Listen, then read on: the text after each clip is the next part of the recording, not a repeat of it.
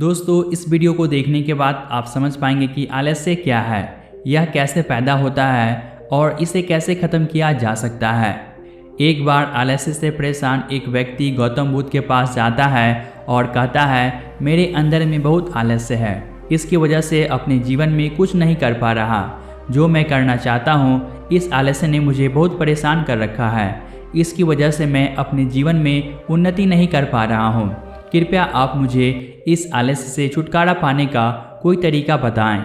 यह सुनकर गौतम बुद्ध मुस्कुराते हैं और उस आलस्य व्यक्ति से कहते हैं, तुम्हें कैसे पता कि तुम्हारे अंदर आलस्य है? उस आलसी व्यक्ति ने कहा, केवल मैं ही नहीं बल्कि मेरा पूरा परिवार भी यही कहता है कि मैं एक आलसी व्यक्ति हूँ।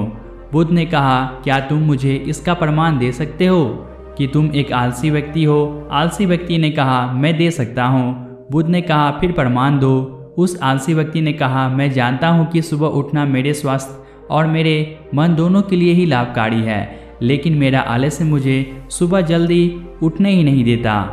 बुद्ध ने कहा, अच्छा, परंतु क्या तुम्हें पता है कि आलस्य होता क्या है? उस आलसी व्यक्ति ने कहा, बुद्ध, मुझे ये तो नहीं मालूम कि आलस्य होता क्या है, लेकिन ये जो कुछ भी है बहुत बुरा है। बुद्ध ने कहा, आलस्य एक मानसिक अवस्था है, एक भाव है, एक विचार है, जिसे जाने अनजाने में हम इंसान खुद ही अपने अंदर पैदा करते हैं। आलसी व्यक्ति ने कहा, परंतु वो कैसे? बुद्ध ने कहा, पहले तो तुम ये समझो कि हमारे भीतर आलस्य दो कारणों से पैदा होता है। पहला कारण है शारीरिक और दूसरा कारण है मानसिक। शारीरिक आलस्य का पहला कारण है जब हम कोई ऐसा भोजन ग्रहण करते हैं जिसमें खुद कोई जीवन नहीं है, तो ये भोजन हमारे शरीर के लिए बोझ बन जाता है और फिर ये हमारे अंदर आलस्य पैदा करता है, क्योंकि हमारा शरीर भोजन से मिलने वाली ऊर्जा के सहारे चलता है और फिर हम इसे जैसा भोजन देते हैं वैसा ही ऊर्जा हमारे शरीर को भी प्राप्त होती है। इसीलिए अगर तुम आलस्य से बचना चाहते हो तो आसानी से पचने वाली और सीधे प्राकृतिक से प्राप्त होने वाली भोज्य पदार्थ को अपने भोजन में शामिल करो।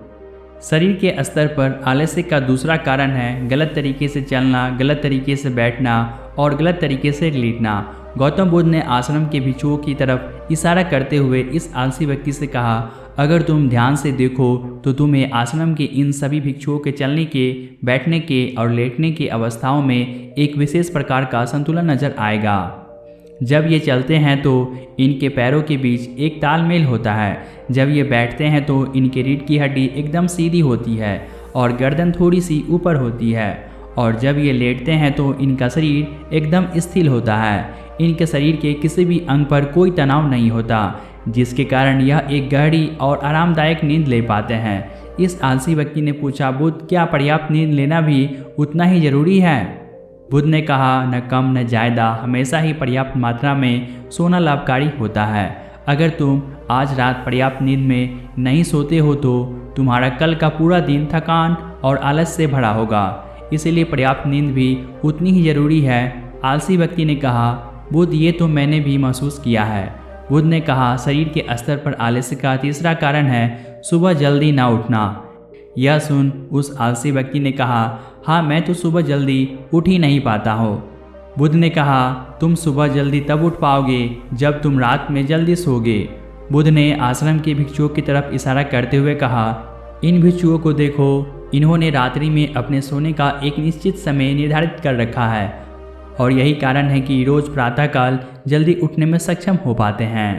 हर एक बौद्ध भिक्षु को अनुशासन का पालन करना होता है, पर यही अनुशासन इनके जीवन में संतुलन लाता है। कुछ लोग अनुशासन को एक बंधन समझते हैं, उन्हें लगता है कि अनुशासन उन्हें बांधता है, लेकिन सच्चाई यह है कि अनुशासन हमें बांधता नहीं बल्कि स्वतंत्र करता है। इसीलिए अगर तुम शारीरिक स्तर पर आलस्य से छुटकारा पाना चाहते हो तो खुद को अनुशासन में डालो, एक निश्चित दिनचर्या का पालन करो। उस आलसी व्यक्ति ने कहा, लेकिन बुद्ध, शुरुआत कहाँ से करें? सही तरह का भोजन करने से, सही तरह से बैठने से, लेटने और चलने से, या फिर सुबह जल्दी उठने से? बुद्ध ने कहा, शुरुआत अभी से करो। जो भी तुम इस समय कर रहे हो उसे पूरे ध्यान से करो। पहले तुम मन के स्तर पर आलस्य को समझो। बुद्ध ने कहा, मन के स्तर पर आलस्य का पहला कारण है हमारी पुरानी गलत धारणाएं। जब हम किसी काम के लिए खुद को काबिल नहीं समझते तब हमारे भीतर आलस्य पैदा होता है। अगर हमने मन में यह विश्वास कर लिया कि पिछली बार की तरह इस बार भी मैं इस काम में भी असफल ही रहूँगा, तो इस काम को करने में हमें आलस्य आएगा, जबकि हम खुद को यह नहीं समझा पाते कि पिछली बार और इस बार में बहुत फर्क है। अब हम मानसिक तौर पर वो नहीं हैं जो पहले थे। हमने पिछली हार से बहुत कुछ सीखा भी है। इसीलिए मानसिक आलस्य से बचने के लिए सबसे पहले खुद पर विश्वास करना सीखो। मानसिक आलस्य का दूसरा कारण है छोटी सोच वाले और आलसी व्यक्तियों का साथ करना। कई बार ऐसा होता है कि हम खुद आलसी नहीं होते, लेकिन कुछ आलसी और कमज़ोर लोगों के साथ रहते रहते हम खुद भी आलसी और कमज़ोर बन जाते हैं। यह सुन आलस्य व्यक्ति ने कहा, बुद्ध, ये तो मैंने भी महसूस किया है। बुद्ध ने कहा, तो सबसे पहले आलसी और कमज़ोर लोगों की संगत में रहना छोड़ दो। बुद्ध ने आगे कहा, मानसिक आलस्य का तीसरा कारण है काम को टालने की आदत। काम को टालना आलस्य और मानसिक तनाव का सबसे बड़ा कारण है। शुरुआत में तो हमें पता नहीं चलता, लेकिन ये आदत धीरे धीरे हमारे अंदर घर बना लेती है और ये एक अकेली आदत है किसी भी इंसान का ज़िंदगी बर्बाद करने के लिए काफ़ी होता है। इसीलिए जो काम आज किया जा सकता है उसे कल पर कभी न टाले। बुद्ध ने कहा, मानसिक आलस्य का चौथा कारण है लक्ष्य का स्पष्ट न होना। मान लो तुम किसी बड़े रेगिस्तान में फंस चुके हो और तुम्हें जोरों की प्यास लगी है, तब तुम क्या करोगे? उस आलसी व्यक्ति ने कहा, मैं पानी की तलाश करूंगा। मैं कोशिश करूंगा कि जल्द से जल्द रेगिस्तान के पास वाले गांव में पहुंचूं, जहां पर मुझे पानी मिल सके। लेकिन बुद्ध ने कहा, अगर बहुत कोशिश करने के बाद भी तुम्हें पानी ना मिले तब तुम क्या करोगे? उस आदमी ने कहा, मैं तब भी प्रयास करता रहूँगा, क्योंकि मेरे पास और दूसरा कोई विकल्प नहीं होगा।